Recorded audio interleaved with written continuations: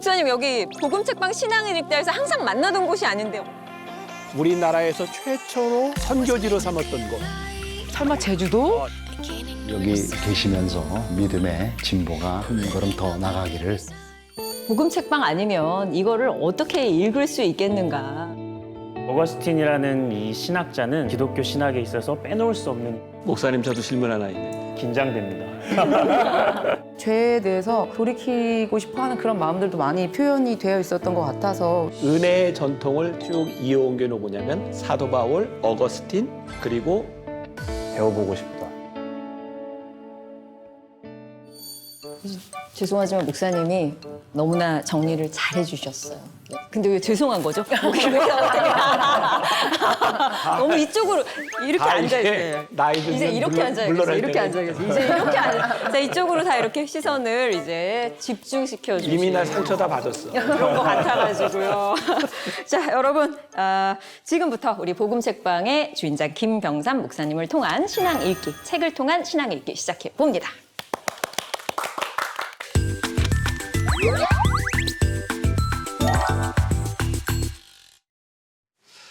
지금부터 여러분들과 함께 고백록, 이게 책의 내용들을 함께 살펴보려고 하는데 이 안에 들어있는 내용들이 너무 방대하기 때문에 어느 것이 필요할까 이것에 대한 고민이 많이 있었어요. 조금 이렇게 책을 나눠보려고 하는데 이 복음책방에서는 어거스틴이라고 하는 인물의 회심까지의 이야기를 좀 살펴보려고 합니다. 이 책은 총 13권으로 되어 있는데 9권까지가 그의 삶에 대한, 어머니의 죽음까지에 대한 이야기예요. 그래서 우리가 이 부분에 집중을 해보려고 하고요.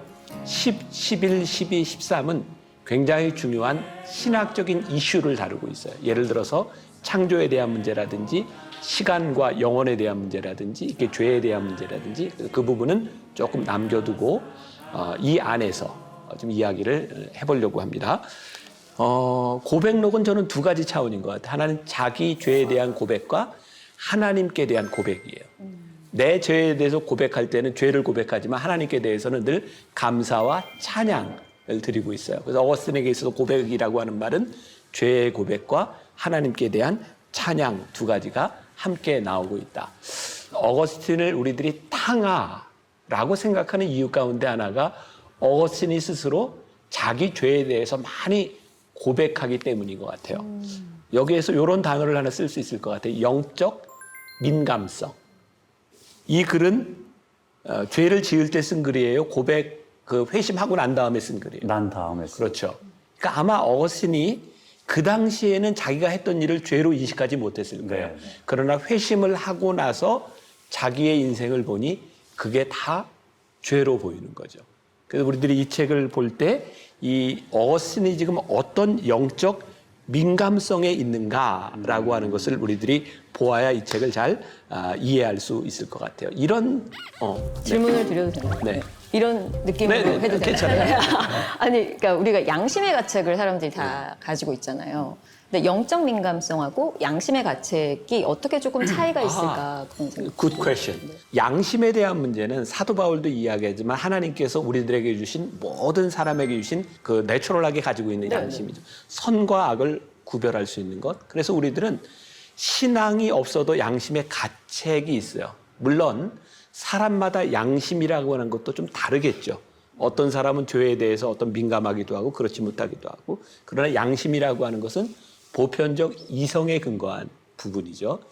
영적 민감성이라고 하는 것은 내추럴한 인간의 기준이 아니라 하나님의 기준으로 가는 거예요. 그래서 거룩함, 하나님의 거룩함 앞에서 나를 보게 될 때 내 죄의 문제를 다루는 것, 이것을 영적 민감성이라 이야기할 수 있고, 양심은 하나님 없이 느끼는 감정인 거죠.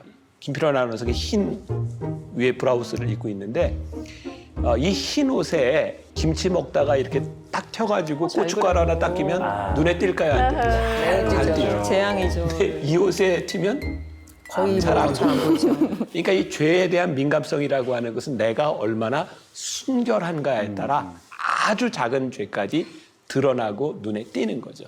이것을 우리들이 영적 민감성이라고 이야기할 수 있고, 그래서 고백록을 우리들이 이해하는 데 있어서 어거스틴이 어느 정도의 영적 민감성에서 이걸 보고 있는가, 그렇게 봐야 이 책을 이해하기 쉬울 것 같아요.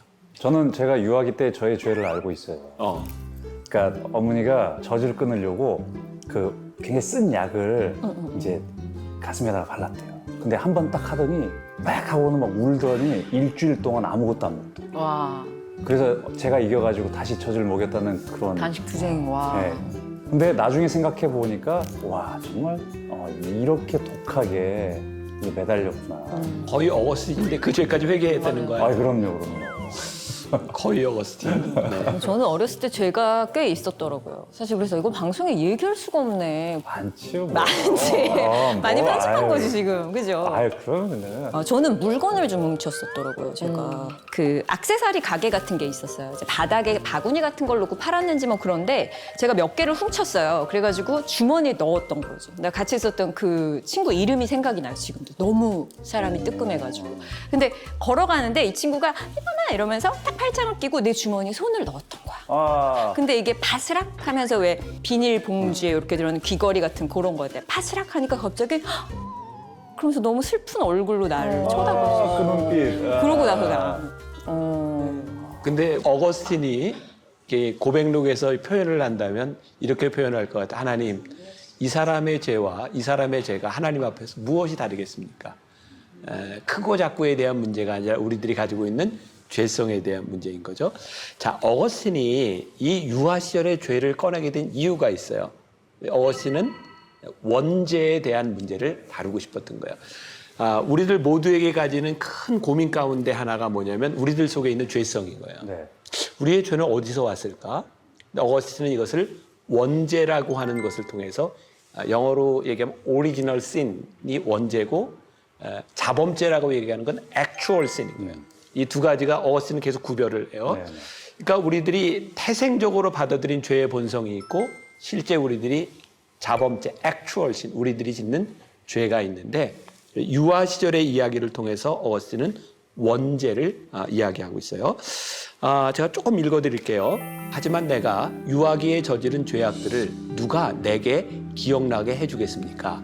주님 앞에서는 죄로부터 자유로운 자가 아무도 없고 심지어 이 땅에서 단 하루를 산 유아조차도 예외일 수 없습니다.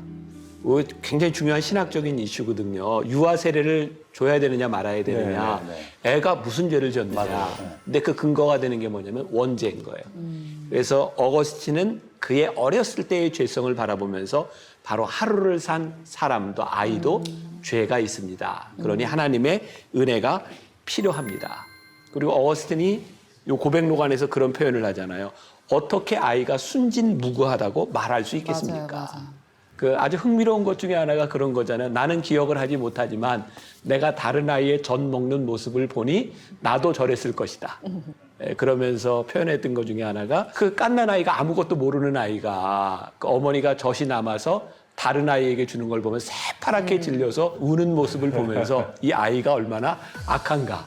그래서 자기도 그렇게 악했을 것이다. 그래서 유아 쪽의 그런 죄에 대한 문제까지 다 회개를 하고 있어요. 자, 그리고 이 죄에 대한 기원에 대해서 이야기하면서 어거스틴이 또 이제 1권에서 이런 이야기를 하죠. 사람 안에 있는 죄는 주님이 지으신 것이 아닙니다. 이거 굉장히 중요한 부분이에요. 선하신 하나님이 어떻게 악을 만드실 수 있냐고. 근데 어거스틴은 이걸 어떻게 풀어가냐면 우리 속에 있는 이 죄의 본성은 하나님이 지으신 것이 아닙니다. 하나님은 선하게 창조하셨는데 그러면 문제는 그 죄는 어디서부터 왔을까? 굉장히 중요한 문제. 그리고 이게 선악과에 대한 문제까지 이어지고 있는 거죠. 그래서 선악과를 따먹은 그 아담과 하와의 죄는 하나님이 창조하셔서 만든 죄가 아니라 그들의 자유의지로 지은 자범죄. 그게 원죄로 들어오게 된 것이다. 이 부분에서 어거스틴은 아주 명확하게 설명을 해주고 있어요. 원죄에 대한 부분과 하나님의 선하심에 대해서 설명을 하고 있어요. 네. 네. 가장 어려웠던 게 저도 그거였거든요. 아니 그러면 아담하고 하와한테 하나님이 선하게 만드셨는데 그걸 따먹는다는 거는 아담과 하와 안에 죄성이 있지 않으면 그거를 따먹을 생각이 들까? 그러면 처음부터 죄성이 있었던 거 아닌가? 라고 질문을 한 적이 있었거든요. 그러니까 처음 죄는 자유의지에서부터 네. 왔고 그 죄성이 인간에게 내려가고 있는 거죠. 그래서 아담 이후의 인간들에게는 본성적으로 죄성을 가지고 있는 거죠. 나는 나 스스로 볼 때 내 안에 늘 죄성이 있다고 느끼거든요. 죄에 대한 생각들이 많이 있어요. 그래서 그런 인간의 본성에 대한 부분들을 그렇게 표현을 하고 있고, 이제 소년기, 이제 그가 말하는 시기로 들어왔을 때, 사실 이 어거스틴의 고백록의 전문가가 한 분 계세요. 선한용 교수님이라는 분이 있어요. 그분이 어거스틴의 그 고백록 해설서를 썼어요. 와. 그래서 혹시라도 이 책에 대해서 공부하고 싶은 분들은 고백록 해설을 보시면 또 도움이 많이 될 것 같은데, 이 선한용 교수님이 어거스틴의 소년기를 이야기하면서 이 어거스틴은 그렇게 딱 구별을 하지 않았지만 이분은 두 가지 죄에 대해서 이렇게 표현을 하고 있어요. 해야 할 것을 하지 않는 죄, 하지 말아야 할 것을 한 죄. 생각나세요? 책에 보면 어거스틴이 소년기에 자기의 죄, 해야 될 것을 하지 않은 죄. 공부 열심히 안 한 거 가지고 공부하지 않은 얘기하더라고요. 마태복음 25장에 보면 달란트의 비유가 나오잖아요. 그때 5달란트, 2달란트 가진 사람은 남겼고 네. 1달란트 가진 사람이 난 주인이 이런 사람인 줄 알고 내가 땅에 묻어뒀습니다. 그때 주인이 뭐라고 해? 이 악하고 게으른 종아. 여기에 보니까 악함과 게으름을 동일시해서 보고 있어요. 그래서 우리들이 하나님 앞에서 게으른 것, 우리들이 해야 될 것을 하지 않는 것은 죄다. 주여. 근데 이게 굉장히 영적 각성 수준이 높아야 되는 게 저는 그 달란트 비유가 항상 좀 어렵게 느껴졌거든요. 나름 애썼는데 이런 근데 공부 안 하고 놀러 갔어요. 이렇게 말하는 어린이를 보면 걔는 어린이가 아니죠. 이미 약간. 그래서 그걸 구분한다는 것 자체가 굉장히 고급 단계에 있는 거 아닌가라는 생각도 해봤어요. 그 어거스틴에게 있어서 죄를 구분하는데 굉장히 중요한 부분일 것 같고, 이것은 나중에 이제 하나님의 은혜하고도 이제 다 관련이 되고 하나님의 부르심과도 관련이 되어 있고, 우리들이 부르심 앞에서 해야 될 것을 하지 않는 것은 태만 죄, 게으름 죄라고 하는 것. 그리고 또 어거스틴이 하지 말아야 될 것을 한 죄에 대해서, 요 당시에는 이제 웅변 이런 거 배울 때였는데 자기가 과장되게 사람들을 이렇게 설득하려고 하는 거, 거짓말하려고 하는 거, 이런 것에 대한 죄에도 고백을 하고 있죠.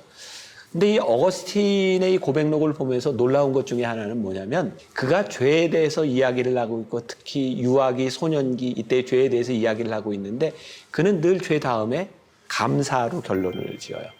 내가 이렇음에도 불구하고 하나님께서 그때를 살게 하신 내 인생에 대해서, 내 삶에 대해서 감사합니다. 이거 굉장히 중요한 신학적인 부분이라고 생각하거든요. 하나님을 고백하면 우리는 우리의 삶을 긍정해요. 인정해요. 완전하기 때문이 아니라 내가 죄짓고 부족한 순간이 있었음에도 불구하고 그때를 살게 하신 하나님, 그 은혜에 대한 감사와 고백이 있어요. 그러니까 우리들이 어거스틴의 고백록을 볼 때 늘 이 두 가지, 죄에 대한 고백과 하나님께 대한 감사와 찬양을 같이 볼 수 있어야 이 어거스틴의 고백록을 제대로 볼 수 있는 것이다. 자, 이제 또 하나의 이슈를, 청년기로 넘어가서 중요한 신학적인 이슈를 몇 개 다뤄보려고 해요. 여기에 자유의지에 대한 부분도 있고, 사랑에 대한 부분도 있고, 또 이제 지적인 회심, 그리고 그의 이제 마음의 회심. 어거스틴은 그의 회심을 두 개로 나누고 있잖아요. 그가 공부를 통해서 알게 되었던, 특히 이제 신플라톤주의의 영향을 받아서 그가 지적으로 회심하는 부분, 거기서 끝나는 게 아니라 그의 마음으로 회심하는 부분까지 넘어가게 되죠. 2권에 보면 이런 표현이 나와 있어요. 청년기로 접어들자 마침내 나는 육신의 비천한 욕망들을 채우고자 하는 열망으로 불타올라 여러 가지 떳떳하지 못한 애욕들에 빠져들어서 점점 황폐해져 갔습니다. 어거스틴은 끝까지 그런 고민을 해요. 그에게 있어서 제일 큰 문제는 성욕에 대한 부분이었어요. 어거스틴은 굉장히 솔직하게 자신을 바라보았던 것 같아요. 어떤 사람은 성적인 것에 대한 문제고, 어떤 사람에겐 명예에 대한 문제일 수도 있고, 어떤 사람은 도벽에 대한 문제일 수도 있고, 근데 중요한 것은 우리들이 얼마나 솔직하게 그것들을 고백하느냐는 거죠. 그가 이런 욕망에 이렇게 시달리기 시작하면서 그는 마음이 쪼개어졌다라고 표현을 하죠. 이게 어거스틴의 신앙이 굉장히 중요한 이슈예요. 마음이 그는 하나여야 된다고 생각해요. 무엇을 향해서? 하나님을 향해서. 근데 이 마음이 다른 세상을 향해서 쪼개질 때, 마음이 분열될 때 이것이 죄로 나타난다라고 말을 해요. 어거스틴 1권 1장 1 첫 부분에 이런 부분이 나와요. 왜냐하면 주님은 우리를 지으실 때에 주님을 바라보며 살아가도록 지으신 까닭에 우리의 마음은 주님 안에서 안식할 때까지는 쉴 수가 없기 때문입니다. 이 부분은 나중에 회심했을 때 이 표현이 또 나와요. 어거스틴이 주님 안에 들어갔을 때 내가 비로소 평안을 누리고 내가 쉼을 얻었습니다. 이 고백록의 제일 큰 주제예요. 어거스틴이 방황을 통해서 하나님 안에 들어가게 될 때 결국 분열이라고 하는 죄의 문제로 해서 내 마음이 쪼개져서 평안이 없어요. 근데 어거스틴이 언제 평안을 얻어요? 하나님 안에 들어가고 회심하게 되었을 때 그가 평안을 얻죠. 그래서 목사님들이 설교할 때 이런 표현을 참 자주 했습니다. 하나님 안에 우리들이 들어올 때까지 우리들에게 안식이 없습니다. 이건 어거스틴의 신학의 아주 중요한 부분이에요. 자, 이제 다음 이야기로 하나 넘어와 볼 텐데 이번 주제는 저 개인적으로 어거스틴의 고백록에 나와 있는 어거스틴의 사상 중에 어거스틴의 이야기 중에 가장 매력적인 거 3개를 뽑아라. 그러면 그 중에 하나 들어갈 만한 그런 주제예요. 흥미가 좀 있으세요? 네. 네, 그럼 얘기할게요. 네. 나는 이렇게 제목을 사랑의 질서 이렇게 잡아봤는데 2권 5장에 보면 순서대로 우리 피론 씨 한번 읽어줘 봅시다. 네. 하지만 이 땅에 존재하는 그러한 아름답고 매력 있는 온갖 것들로 인해서 우리는 죄를 짓게 되는데 그것은 우리가 겉으로만 좋아 보이는 그런 저급한 것들에 지나치게 이끌리고 매료되어서 그런 것들보다 더 좋고 고귀한 우리 주 하나님을 떠나고 주님의 진리와 주님의 법을 버리게 되기 때문입니다. 물론 이 땅에 있는 온갖 아름답고 매력 있는 것들도 우리에게 기쁨을 주는 것은 사실이지만 그 모든 것들을 창조하신 하나님과는 결코 비교조차 될 수 없습니다. 그래서 의인들은 하나님 안에서 즐거움을 찾고 하나님은 마음이 정직한 자들의 기쁨이 되십니다. 여기에서도 어거스틴의 굉장히 중요한 여기 즐거운 기쁨, 안식 이런 부분들이 나오고 있는데 우리들이 가장 사랑해야 될 것, 그 다음에 사랑해야 될 것, 이런 사랑에 대한 질서를 아는 것이 중요하다는 말을 해요. 여기 아주 재미있고 흥미로운 우리 신앙에 정말 도움이 되는 것이 있는데 우리들이 어떤 대상에 대하여 우리들이 사랑해야 될 것과 사용해야 될 것, 이것을 알아야 된다. 하나님은 우리들이 사랑해야 될 분이에요? 사용해야 될 분이에요? 사랑해야 될 분이죠. 근데 하나님을 사랑하지 않고 사용하면 어떻게 돼요? 잘못되는 거죠. 우리들 주변에서 그런 거 많이 보죠. 하나님을 이용하려고 하는 것. 하나님을 사랑하는 것이 아니라 이용하려고 하는 것. 자, 또 이런 예를 들어볼게요. 돈은 우리들이 사랑해야 돼요? 사용해야 돼요? 사용해야 되죠. 너무 사랑스러워. 그런데 그게 문제야. 많은 사람들이 돈을 사용하는 것이 아니라 사랑하죠. 네. 자, 돈을 사랑하는 것은 짝사랑이에요. 왜일까요? 전혀 안 사랑해요. 예, 짝사랑은 늘 가슴 아픈 거예요. 그래서 우리 인생이 돈을 사랑하면 가슴이 아파요. 그 돈을 사랑함이 일만하게 근원이다. 그런데 우리들이 잘 알아야 되는 것은 돈을 사랑하는 것은 문제이지만 돈을 잘 사용하는 것은 중요한 일이에요. 그래서 중립적 가치, 돈을 사랑하느냐 사용하느냐 이것에 따라서 악함과 선함이 구별되는 거예요. 그래서 우리들 신앙에 굉장히 중요한 하나님을 우리들이 사랑할 것이냐 사용할 것이냐도 우리 신앙에 굉장히 중요한 부분이 되는 거죠. 한번 우리들이 조금 이야기를 나눈다면 우리들 신앙에서 우리들이 사랑해야 될 것, 사용해야 될 것, 우리들이 구분하지 못하는 것들은 어떤 예가 있을까요? 대부분은 다 물질과 연결돼 있는 것 같아요. 사람을 그러니까 사랑해야 될 대상이지 사용하지 말아야 되는 것 사람 안에 들어가지만 자꾸 물질을 사랑하다 보니 사람을 사용하게 돼 버리는. 그렇지. 네, 이런 연관성들이 있는 것 같아서. 일도 마찬가지인 것 같아요. 일도 하나님을 위해서 그 일을 사용하는 것과 저 같은 경우에는 일을 잘하는 것이 인생의 목표일 때도 있었거든요. 그러고 나서 굉장히 정신을 차리게 되는 그런 과정도 있었고 또 하나는 은사 같은 경우도 왜 하나님 믿으면 되게 어떤 능력 같은 것도 왜 옆에 있는 사람 가지고 있으면 막 부러워하고 하나님 막 이렇게 기도하다가 이렇게 생각해 보면 하나님 한 분만을 바라보는 것이 아니라 어떻게 보면 이제 신앙적인 능력이나 수준으로 사실 눈이 이렇게 가 있는 건가 뭐 그런 생각도 한 적 있어요. 이제 수단과 목적을 구분하지 못했을 때 사람은 참 쉽게 타락해요. 그러니까 예를 들어서 내가 목사니까 교회의 예를 들어볼게요. 우리가 흔히 이야기하는 교회 성장을 이전에 많이 우리들이 이걸 성공이라고 생각을 했어요. 교회 성장이 목적이 돼버리면 수단을 정당화해요. 그러니까 성공이 목적이 되면 사람 모이는 게 목적이 되니까 어떤 수단과 방법을 써서라도 모이면 이 수단이 목적을 정당화하죠. 그런데 우리 신앙인들에게 중요한 목적은, 목회자에게 중요한 목적은 교회 성장이 아니에요. 교회 성장은 부수적으로 와질 수 있는 거죠. 그것이 목적이 되면 타락하는 거예요. 우리 신앙인들의 삶에 있어서 성공이라고 생각하는 것, 물질이라고 생각하는 것이 목적이 돼버리면 그 목적을 위해서 수단 방법을 가리지 않아요. 네. 그러니까 우리들이 하나님께 대한 분명한 신앙의 목적, 나의 성공이 하나님 안에 거하는 것이 될 때 우리는 돈의 유혹을 뿌리칠 수 있죠. 불의함의 유혹을 뿌리칠 수 있죠. 그래서 어거스틴이 이 이야기하는 우리들이 사랑해야 될 것을 사랑하고 우리의 목적이 올바로 되는 것, 이것은 우리 신앙의 굉장히 중요한 부분이죠. 어거스틴도 그가 고백록에서 회심하기 전에 그의 인생의 문제들이 뭐였어요? 무엇을 사랑한 것이죠? 물질적인 것. 그렇죠. 명예. 물질, 명예를 사랑한. 이 고백록이 그런 맥을 그대로 이어가고 있는 거예요. 그래서 조금 전에 이야기했던 1권 1장 1번에 나오는 하나님 안에 그가 거할 때 비로소 내가 평안함을 누렸다. 우리들 언제 제일 평안했어요? 너무 질문이 어려운가? 엄마 뱃속에 있었을 때가 아니었을까요? 기억하지 못할 뿐. 나는 제일 기뻤을 때가 은혜 받았을 때예요. 그때는 다른 생각이 나지 않았어요. 하나님이 나를 부르셔서 내가 이게 소명이다라고 생각하는 순간 다른 게 그렇게 문제가 되지 않더라고요. 그리고 그 은혜 가운데 딱 들어가니까 쉽게 포기가 되더라고요. 우리들이 하나님 안에 있으면 포기도 쉬워요.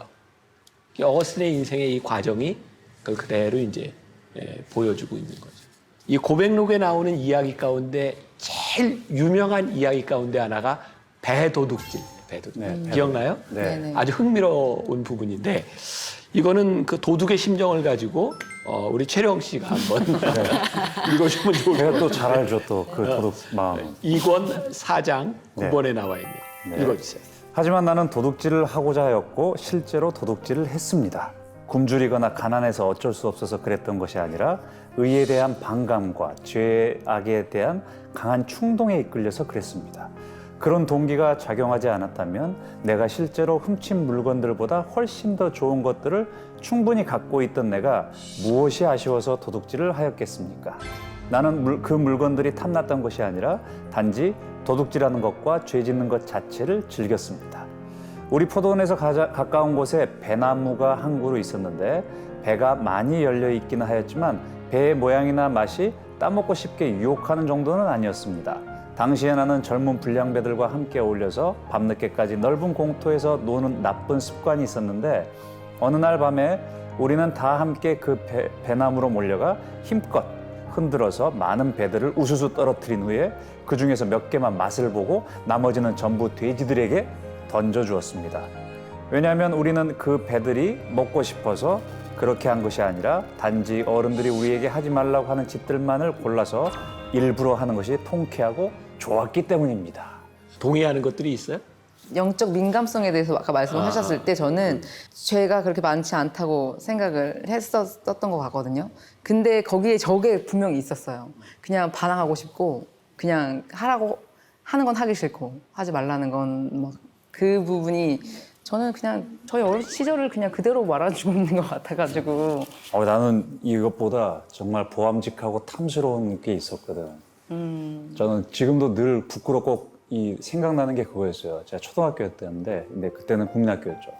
500원짜리 동전이 저희 어렸을 때 처음 나왔거든요. 원래는 지폐로 있다가. 근데 한 문구점에서 친구가 뭐를 사러 왔다 그걸 떨어뜨린 거예요.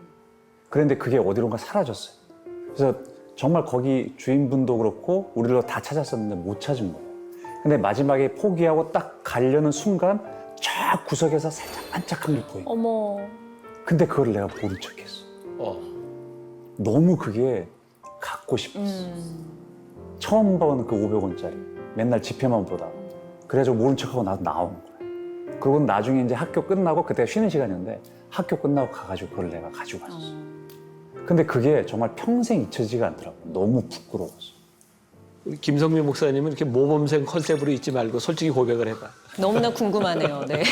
저는 그 이 배나무 사건을 어거스틴이 회심을 고백하지 않습니까? 이 배나무라는 것에 보면 좀 의미심장한 의미가 들어있는 것 같아요. 왜냐하면 여기 우리 책에서도 소개를 하고 있듯이 그 선악과 나무의 열매를 따먹었던 그런 아담과 하와의 그런 심리가 무엇이었을까?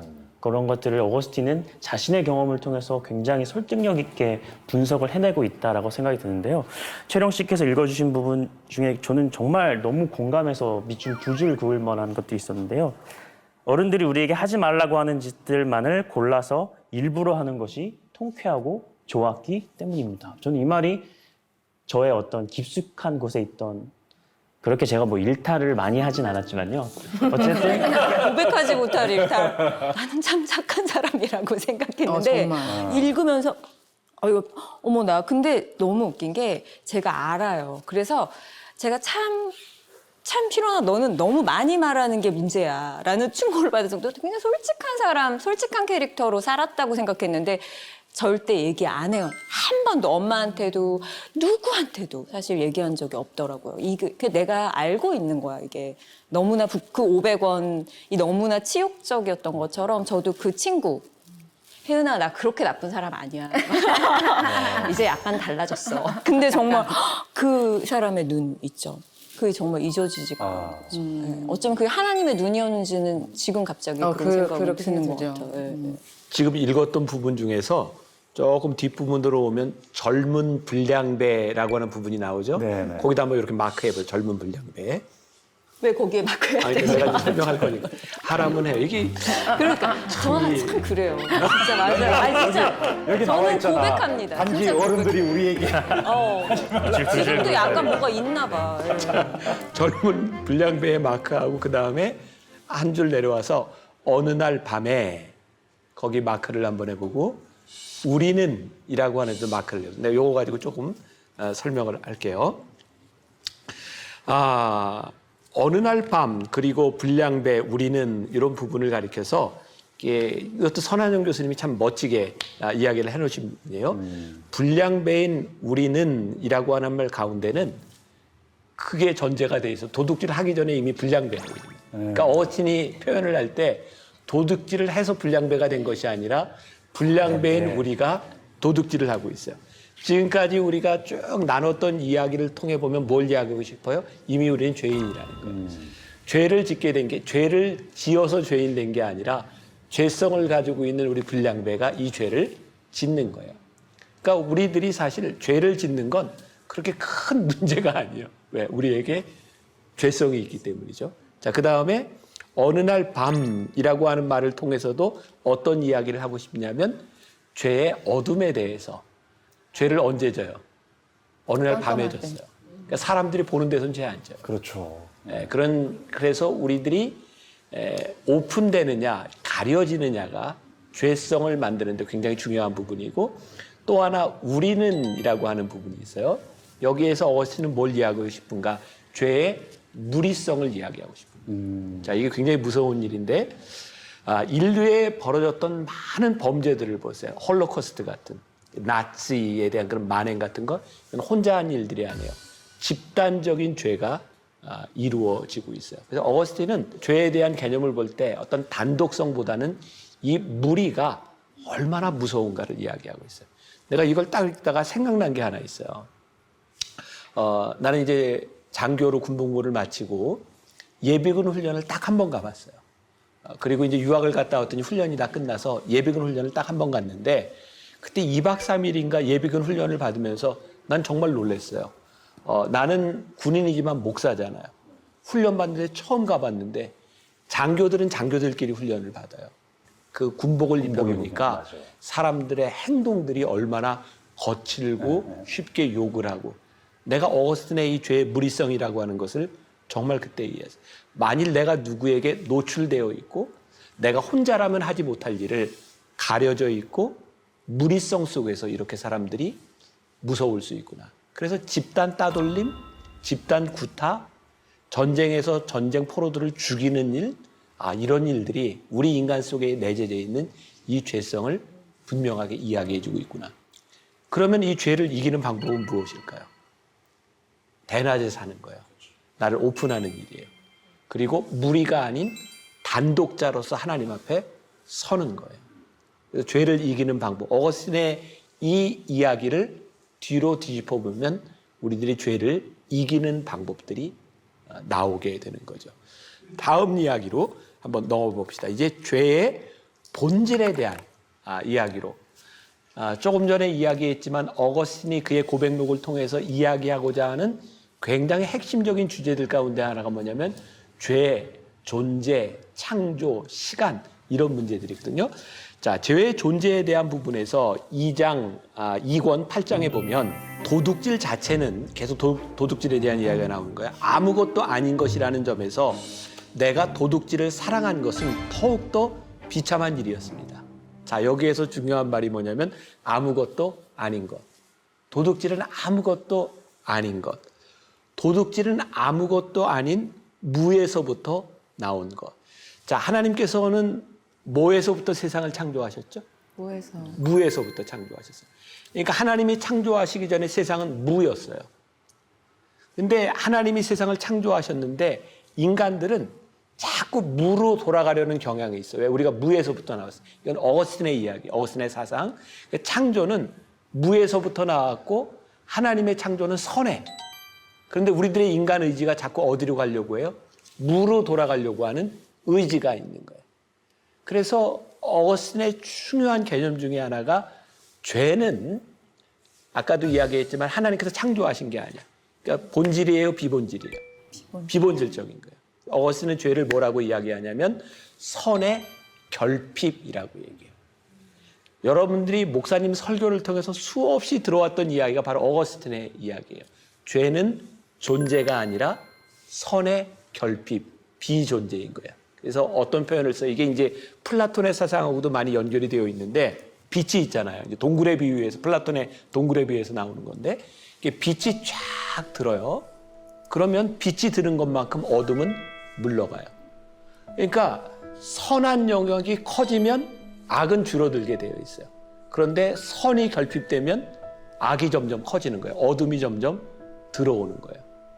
이 어거스틴의 사상이 지금 현대 기독교 사상을 전체적으로 설명을 하고 있고요. 죄에 대해서. 그래서 죄는 선이 결핍된 것이니 우리들이 악을 이기는 방법은 뭐예요? 우리들의 삶에 선한 영역을 점점 넓혀 나가는 거예요. 친구 관계에 있어서도 선한 친구들을 사귀는가, 악한 친구들을 사귀는가. 그래서 우리들의 삶의 선한 영역들을 만들어가는 것이 중요하다. 어거스틴이 걷고 있을 때 음성을 듣게 되죠.